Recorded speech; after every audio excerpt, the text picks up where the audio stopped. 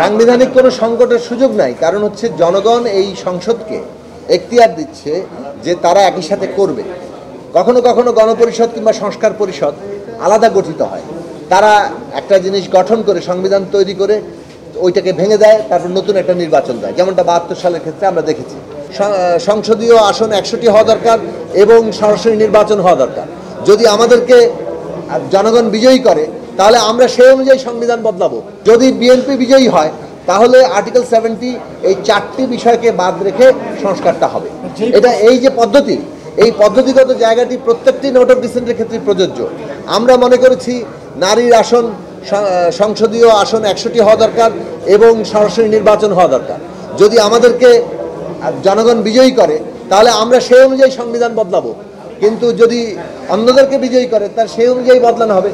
কোনো সংখ্যাগরিষ্ঠতা প্রাপ্ত দল যদি অন্যের কথা শুনে, মানে অন্যদের দাবি অনুযায়ী, অন্যদের মতামত অনুযায়ী তারা কোনো জিনিস গ্রহণ করে, এটা তো নিঃসন্দেহে গণতান্ত্রিক ব্যবস্থা হতে পারে, কিন্তু সাধারণভাবে জনগণের এখতিয়ারটাই আসলে ওখানে মুখ্য প্রশ্ন। দেখুন, প্রথমত এই যে ঐকমত্য কমিশন, এটা কোনো কনস্টিটিউয়েন্ট অ্যাসেম্বলি না, এটা হচ্ছে একটা রাজনৈতিক দলগুলোর মধ্যে ঐকমত্য প্রতিষ্ঠা এবং আগামী দিনের সংস্কার ভাবনাটা কি হবে, কোথায় আমরা একমত হচ্ছি, এই প্রক্রিয়াটাকে মানে এগিয়ে নিয়ে যাওয়ার জন্য সহায়তা করার জন্য একটা প্রতিষ্ঠান।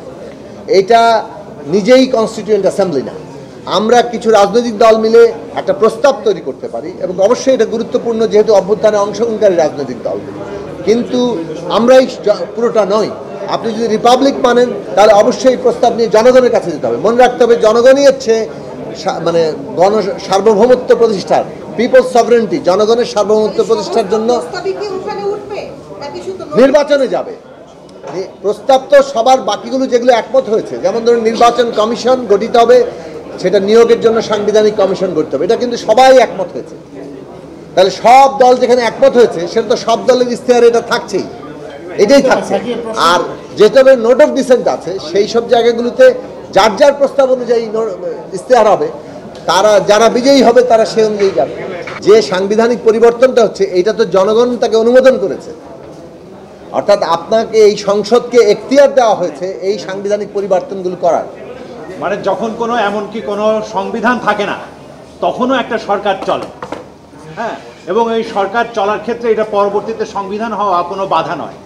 ফলে একটা সংস্কার যখন এখতিয়ার দেওয়া হচ্ছে সেটা আরো স্মুথলি হবে, কোনো অসুবিধার কিছু নাই। এখানে কোনো সাংঘর্ষিক ব্যাপার নাই, সাংবিধানিক কোনো সংকটের সুযোগ নাই, কারণ হচ্ছে জনগণ এই সংসদকে এখতিয়ার দিচ্ছে যে তারা একই সাথে করবে।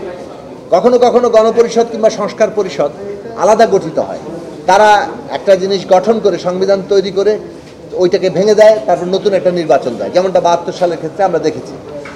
কিন্তু আপনি ৭০ সালের কথা চিন্তা করেন, 1970 সালে কিন্তু একই সংসদকে দুটো দায়িত্ব দেওয়া হচ্ছিল।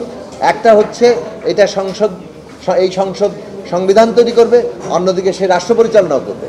ফলে নতুন যে সংবিধান হচ্ছে, নতুন বলতে সংস্কারের যা এটা ঘটছে, সেই সংস্কারকৃত সংবিধান অনুযায়ী তখন তারা দেশ চালাবে।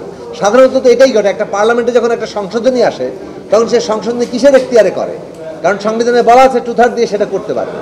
এখন যখন তত্ত্বাবধায়ক সরকার মানে গৃহীত হলো, এটা তো একটা সংসদে তৈরি হয়েছে, তারপর থেকে দেশ কি তত্ত্বাবধায়ক সরকার অনুযায়ী গ্রহণ করে চলেনি, সেটা তো কোনো সাংবিধানিক বাধা তৈরি হয় না। নির্বাচনের পরে এই যে সংস্কারের পরে উচ্চকক্ষ গঠিত হবে বিদ্যমান, কারণ প্রস্তাব তো দুটোই, একটা হচ্ছে উচ্চকক্ষ গঠিত হবে আসন ভিত্তিক, নিম্নকক্ষের আসন ভিত্তিতে উচ্চকক্ষ গঠিত হবে। আরেকটা প্রস্তাব হচ্ছে নিম্নকক্ষের মোট প্রাপ্ত ভোটের ভিত্তিতে গঠিত হবে।